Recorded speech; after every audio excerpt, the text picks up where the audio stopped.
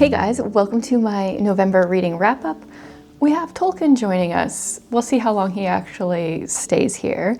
I noticed as I was looking at the clips that I filmed throughout November that I'm always wearing a green or greenish sweater the entire time.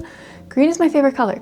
So I had to continue it and wear another green sweater, which I have to showcase this one at least once every winter.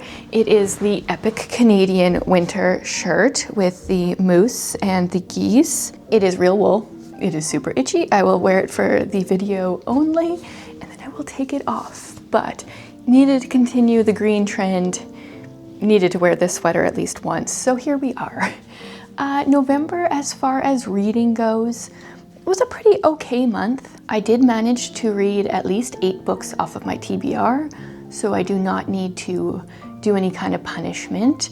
So that is great. Hopefully I can keep that up.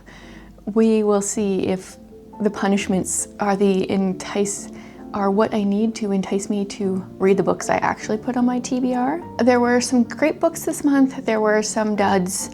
I will get into all the clips and then I will come back at the end and wrap up the last 3 books. Just one quick book to update so far.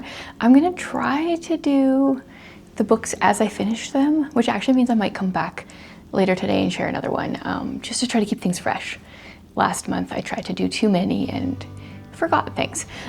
So surprisingly, the first book that I finished this month, technically the second because I did finish Rainbow Valley at the beginning of November, but I tacked that into my October wrap-up, is Flint, which is a Louis L'Amour. I'm just crushing my November TBR at this point. Hopefully I can make sure that I get 8 books out of the 10 that I picked for my TBR read, so I don't have to do a punishment in December, but so far I'm not too worried about it. So Flint, I had no idea what I was getting into. I picked this one because it was, the card I drew said a book that one of your parents loved or something like that. And my dad is a Western guy. And I think he's only really got into actually reading Westerns in the last little while. But I was like, okay, I'll pick a Louis L'Amour. I picked Flint because it had good reviews and it was one of the shorter ones. I think it's about 300 pages, where some of his are like 500, and I wasn't willing to be that committed. So we follow this guy. His name is James Ketterman, maybe. He kind of has 2 sides to him. His wife knows the rich financial businessman kind of person. She actually married him for his money, and her father have tried to hire a hitman to kill him, to kill James, but he previously was a guy from the West, good with guns, killed a bunch of people. He has a name. There was like this event at the crossing where his friend was held down and shot, and then he actually shot a bunch of people really quick. So, you know, he's got a fast draw. And so he ends up getting away, not being murdered by this hitman. And he is told that he has cancer. So he's like, I have nothing really left to live for. I will go back to the hideout that I know from when I was a teen. And he withdraws all his money from his bank accounts. He leaves his wife like $100 a month or something like that, like just a little bit of money. And he goes back to kind of live out his days. But then there is some trouble in the area, which he ends up getting involved in, despite not really having any trouble killing people. Generally, at least he feels like he's doing it for a good cause. And there's someone that's trying to take land, so he's helping the local ranchers kind of defend their land. And yeah, I mean, not my normal cup of tea, but it was good. I'm not going to turn into a person that reads a ton of Westerns or anything, but it was much better than I was expecting, going in with like low expectations. There was some shootouts that happened. There's a romance that happens. But yeah, now I can officially say that I've read a Louis L'Amour. I think he's written a lot of books. He's one of those people that whenever I'm like thrifting or at a used bookstore, there's always like a whole section of his books. And yeah, so now I've actually read one. So first book of the month, out of my normal comfort zone, but it was good. Not a bad start to the month. Okay, I just finished filming my book haul. This is the same day as my previous clip, different shirt, but whatever. And I finished a book. I finished Once Upon a Broken Heart. I don't even know why I started listening to it. Like sometimes I have a TBR, I have books lined up, and then I just read or listen to like the most random book. Yeah, so Once Upon a Broken Heart. I think this is a trilogy. I have read Caraval by Stephanie Garber, and I was not interested in continuing the series. And Once Upon a Broken Heart oddly feels exactly the same as Caraval, but I liked it more. Like I actually want to continue the series. So we start out with our main character. Oh, I just finished listening to it like an hour ago and I don't even remember her name. Evangeline. I remembered it. Evangeline. She is angry because her stepsister, is going to be marrying the love of her life.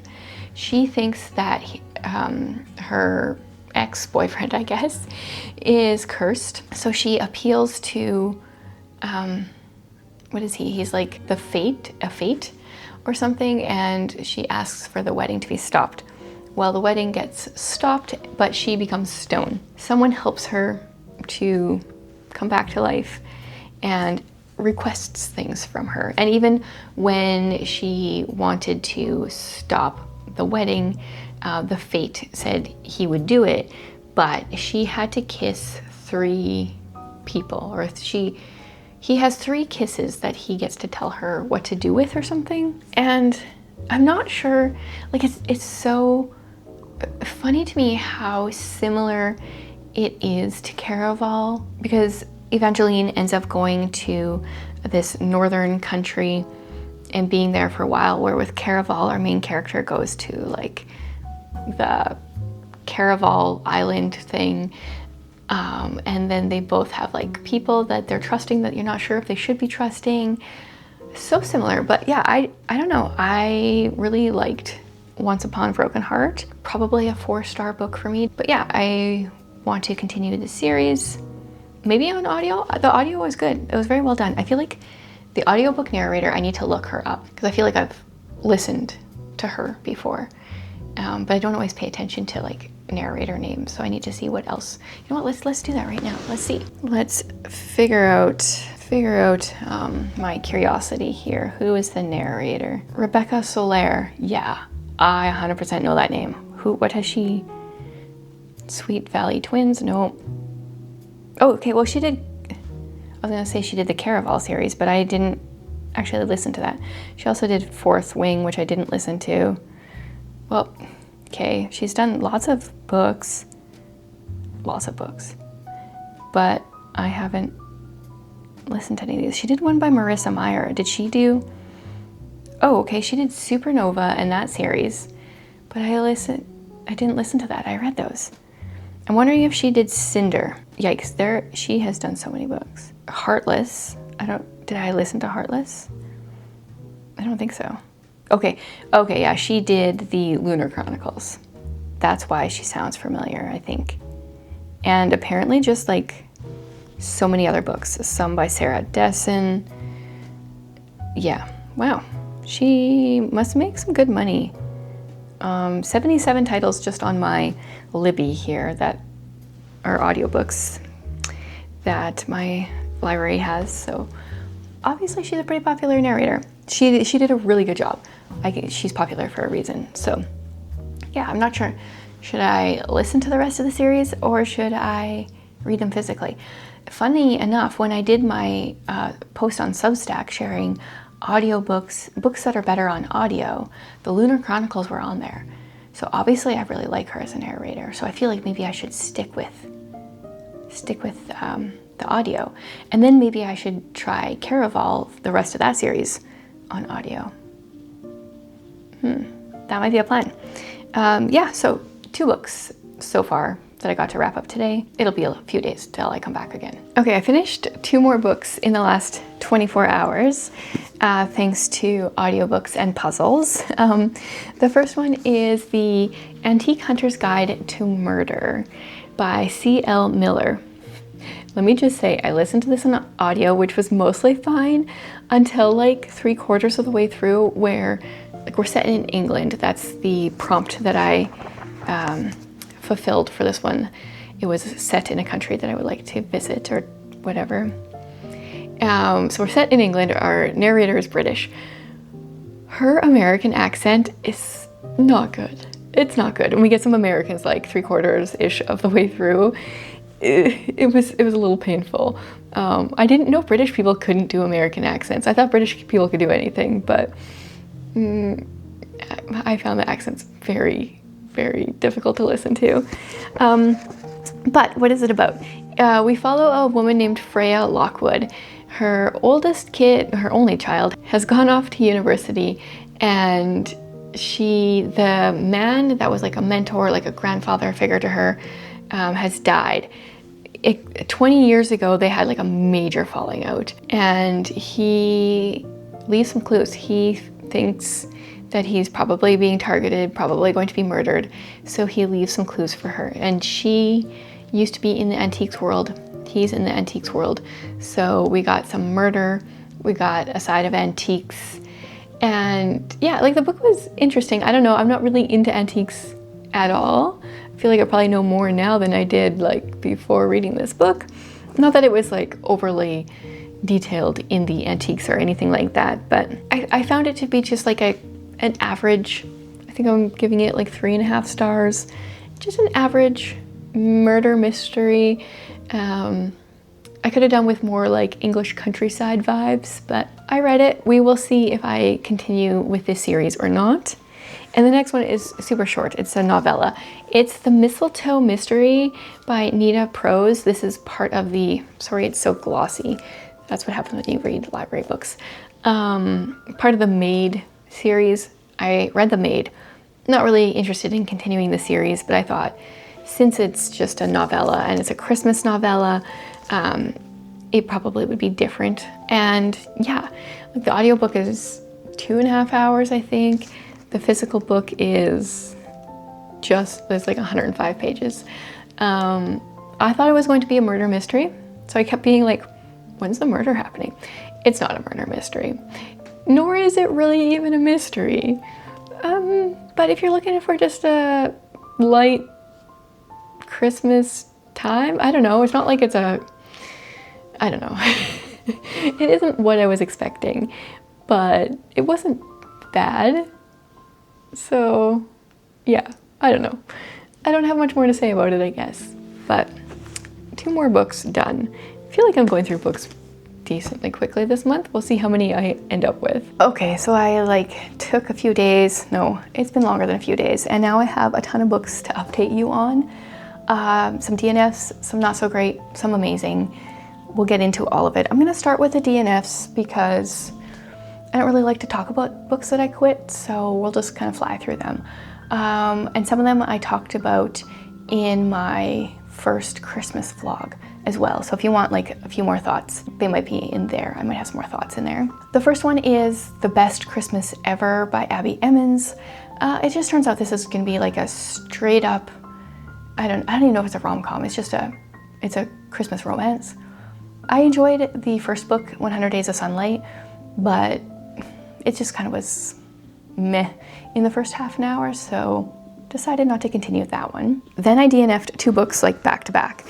First of all, The Christmas Jigsaw Murders, and then The Christmas Murder Game, both by Alexandra Benedict. This one, The Jigsaw Murders, I really didn't like the narrator. They both had some like political agenda stuff that I was just not interested in.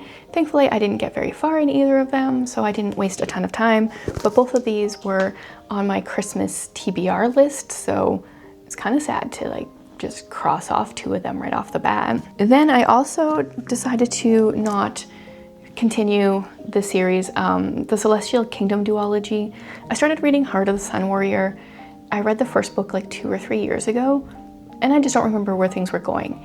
If I ever want to read Heart of the Sun Warrior, I have to reread Daughter of the Moon Goddess, is what I've decided, because I don't remember enough to know what's going on in here. Okay, just had to change my battery and grab my water. My throat is sore. Hopefully this is not the beginnings of a cold. From there, let's talk about a book I did not enjoy.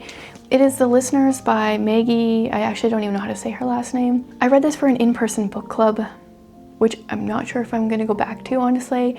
I don't like to force myself to read books I'm not enjoying. And often that is what happens with book clubs. And then I'm just wasting hours of my day. And I knew right off the bat that I wasn't really gonna like this one. I think I gave it like 2.75 stars on Storygraph. It has interesting ideas, like an interesting premise. It's historical in the fact that we're set in a hotel in 1942 in West Virginia, and the hotel is getting taken over. They're bringing some Japanese, Russian, Hungarian internees to the hotel before they're sent back to their home countries. And it was interesting to see some of that history. But first of all, there was like some red flags where I feel like she was putting her, like our current world, like some feminism and stuff into here that wasn't really applicable for the day. And it's not just me that thinks that. The ladies that I was in the book club with also thought that. So our main character is this general manager. She manages like 400 staff and like this massive hotel. And she's a 35-year-old woman. I don't know. I don't think that really was happening in 1942. And then on top of all that, there's a magic realism element. So that magic realism is not a buzzword for me. I like fantasy and I like real, but I don't like them to like kind of merge. Magic realism often feels like a cop-out. Like you just needed to add something more interesting into your book, so you tried to make something magic.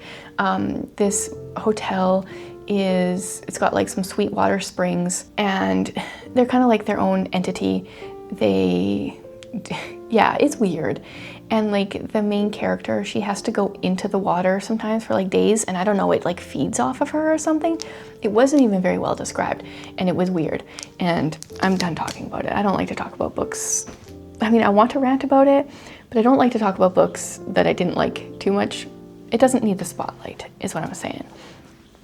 Okay, then let's do my physical stack, and then I think I had some audiobooks as well, although some of these I did listen to. I finished There Will Be Wolves. I had hoped to finish this in October.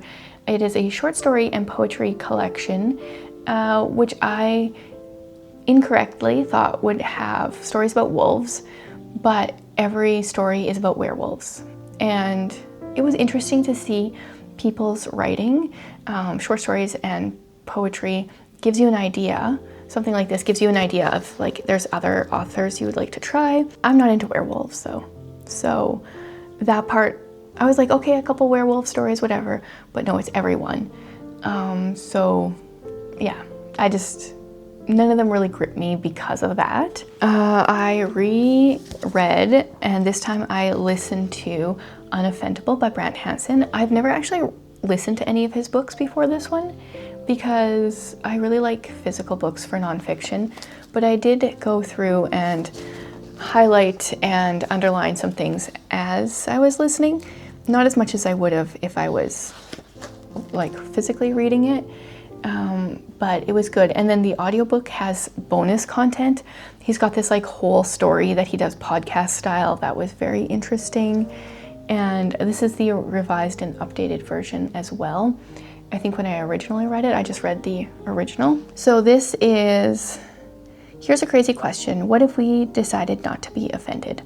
And that's really what this book is about. What if we as Christians, well, he says we as Christians should be the least offended people. And he brings up some great points and how we should not be angry.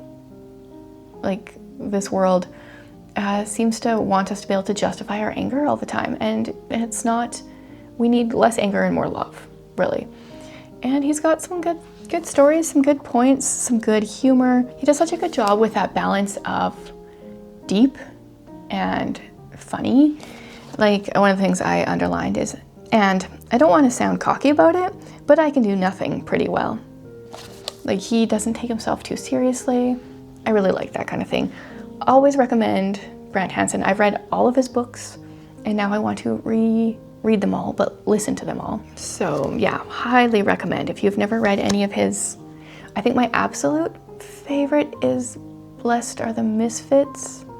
This one's a pretty close second, I think, but they're all good. I decided to restart the Flavia de Luce series.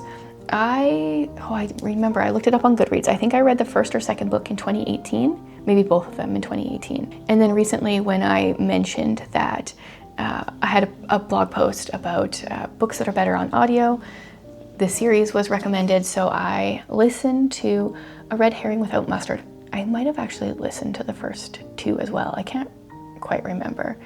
And Flavia is an 11-year-old girl really into chemistry and sciencey stuff.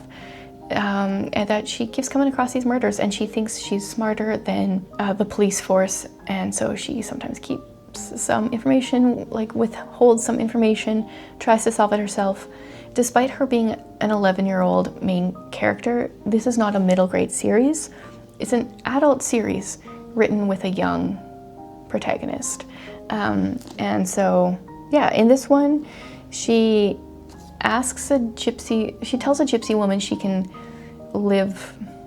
hang out on their land for a little bit, and then she finds this woman beat up, and then she finds someone else murdered, and she tries to solve it. This is set in the 50s, I think, and they live in this big British house, not even a house, whatever, mansion really. And it's interesting to see, I'm trying to see if it says what year it is. Interesting, like, to hear the differences between, like, you know, the electricity, but then some things are not modern. And yeah, I think I'm getting back into the series, so I'm gonna put her on a TBR card, and I will work my way through this series, probably pretty slowly.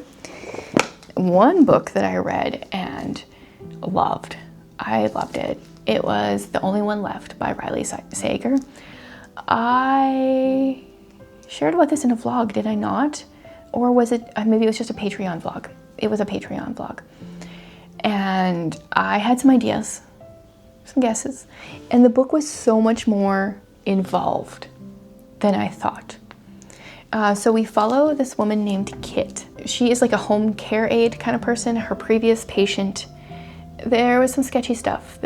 She was kind of accused, but not really, of maybe pushing some pills on her and murdering her patient, or letting her patient take her pills herself or something. So she's desperate for a job because she doesn't have the best resume now. So she goes to work at Hope's End. Is that what it's called? Yes. It is a mansion where in 1929, these brutal murders took place, and there is a poem. At 17, Lenora Hope hung her sister with a rope, stabbed her father with a knife, took her mother's happy life. It wasn't me, Lenora said, but she's the only one not dead. And so Kit goes to be this care aide for Lenora. She's kind of terrified of her, but she wants to know her story, partially too because she's been accused of killing someone. She's really invested, and oh my goodness, I want to, like, even just talking about the book now, I'm like, I need to get more Riley Sager books in my hands, because this was really twisty. I didn't see all that coming. So it is a thriller. It's not completely clean, but I think it's really well done, and I'm gonna be reading more. A Christmas book I just listened to is Greetings from Next Door by Shatona Havig. After I was quitting all those other Christmas books, I was like, okay, I need something that I know I'm gonna be able to read or listen to. So it's a very quick little Christmas story about this man moves next door to this woman, and right off the bat he does something to annoy her, so she writes him a note, and you know, it starts out curmudgeon-y, and their relationship grows through these notes, and it's just a sweet Christmas rom-com kind of story. So if you are looking for something like that, I would recommend that one. I recommended a bunch of Shatona's other Christmas books in my Christmas recommendations video. I feel like I can always trust her. And I think the last book that I have is The Last Heir. I always forget the title. The Last Heir to Blackwood Library. And this one had so many buzzwords for me. I feel like it fell short a bit. During World War I, we follow our main character, what's her name? Ivy. She inherits this estate called Blackwood Abbey, and as soon as she gets there, she wants to open up the library because she's a big reader, so I love that. But instantly, things are a little, there's some like red flags. The staff are telling her she shouldn't really go into the library. There's like chunks of memory that she's missing. And meanwhile, she's getting engaged to this guy who seems to be really sweet, but people are like warning her against. Part of me was like, okay, lady, listen up. Like, stop being so stupid. A few times when people would try to warn her about someone and she was just like, oh, you're just jealous. But I thought it was interesting, and like the way she wanted to use this library for good. She took books out of the library and she brought them into town for people to borrow. Yeah, but it's kind of a book that it had this fantasy element, but I kind of wish it would have just been historical, I think. Maybe because the fantasy element was a little bit too magic realism-y for me. I liked the idea of it, but yeah, I kind of kept getting annoyed at her. So, I don't know, I think I liked it more when I was listening to it, and now that it's been a little while, I like it less. Usually that happens the other way around for me, but those are my thoughts. I think that's all for now. It was a little while, and that was quite a few books and a bunch of DNFs, but hopefully I have a bunch of good ones to share soon. Okay, on to the last 3 books. We've got In This House of Brede. This was one that I picked that was a Patreon recommendation, had the teal on the background. We follow a nun, a woman who becomes a nun. What's really cool is this book has like a floor plan of the convent that she goes to, the abbey. She is our main character. Her name is Philippa. She is a very successful businesswoman. What is the year of this again? The 60s-ish? I don't remember exactly the setting, the year setting, but I would guess like 60s, 70s, I don't remember. She's very successful, and because of certain things in her life, she decides to become a nun. I don't think she was even religious prior to, like much prior to making this decision, but some things happened in her life that we kind of get a little bit of a glimpse into as we go, and then all of a sudden we are, after the first chapter, we are in this convent, in this abbey with a bunch of nuns. It was an interesting read. As someone that's not Catholic, there was a lot of things I didn't know. Like there was a lot of lingo that I was having to look up, like there are different times of prayer each day. They just referred to them as like, oh, the Vespers. And I was like, what are the Vespers? And it involved a lot of research for me. I've always been fascinated by nuns. Like, what an interesting idea. I don't really agree with it. I mean, I think that, I was talking to Jared about this a little bit. I do think that there could be some extreme circumstances where the idea of living so secluded would be a good thing. This particular abbey, they were, why am I blanking on the exact word? They were an enclosed convent. So they didn't go out. Once you were there, like you don't leave the property. And you can have visitors kind of like in one room sometimes, but like rarely. And it's a choral abbey, so like they sing, but who are they singing to?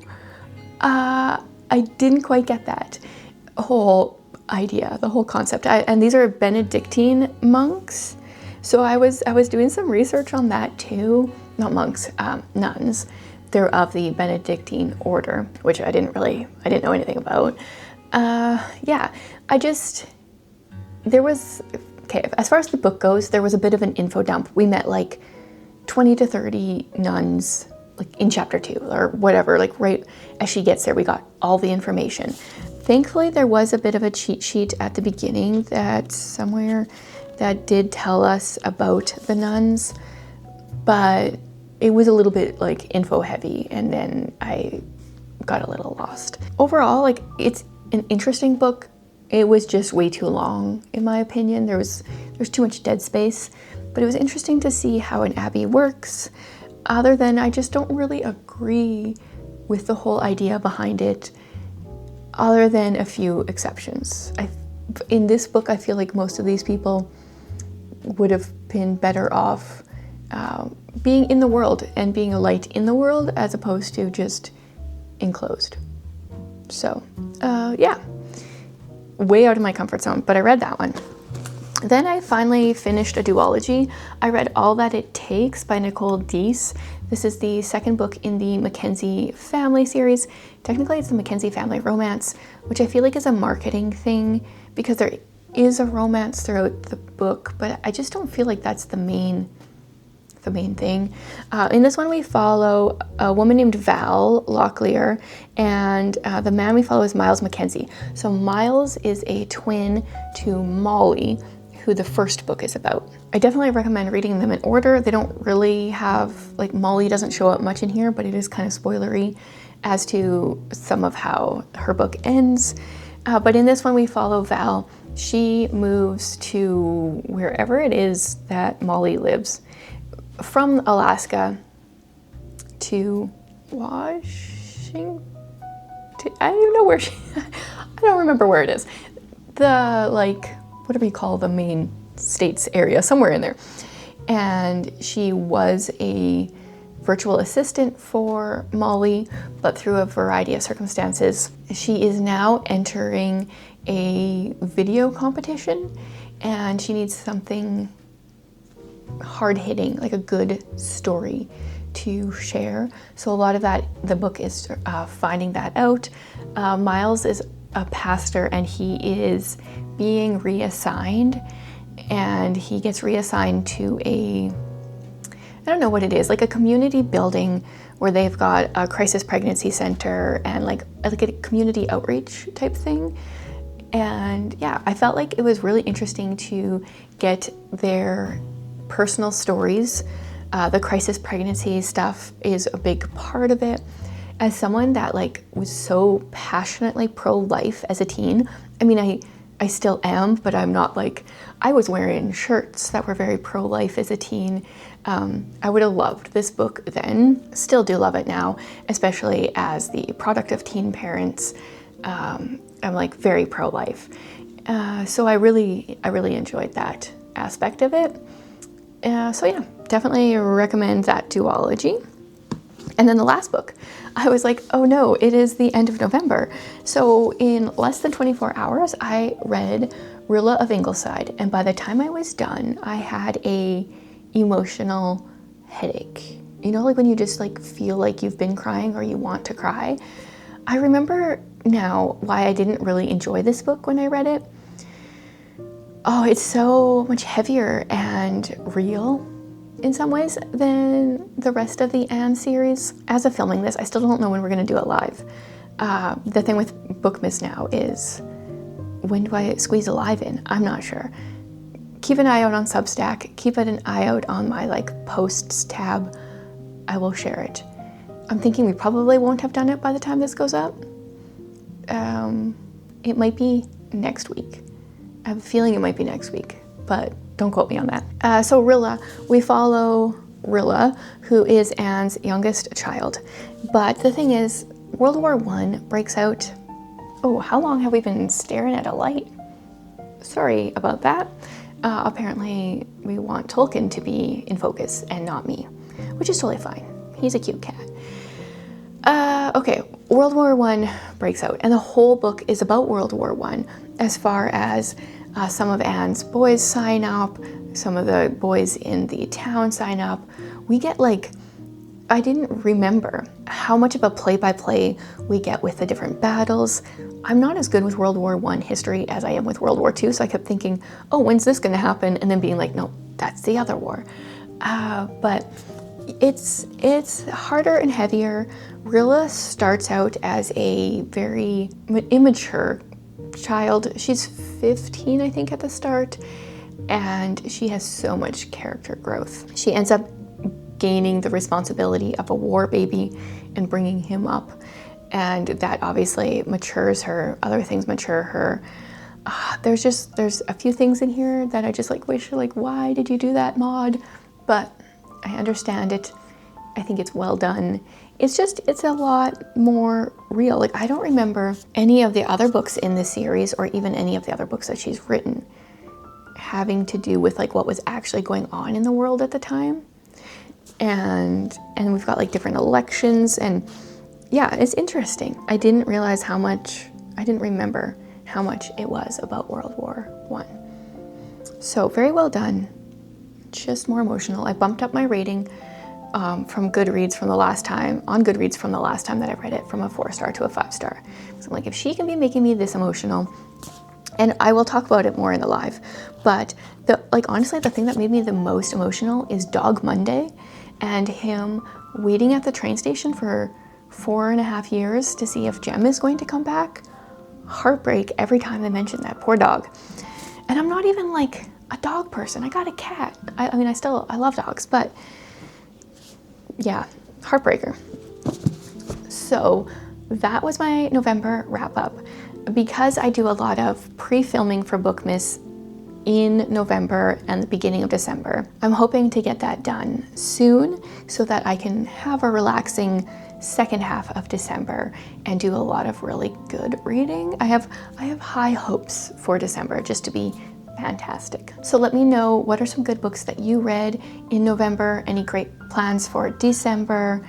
Let me know if you've read any of these books and have any thoughts to share. I always appreciate chatting with you guys.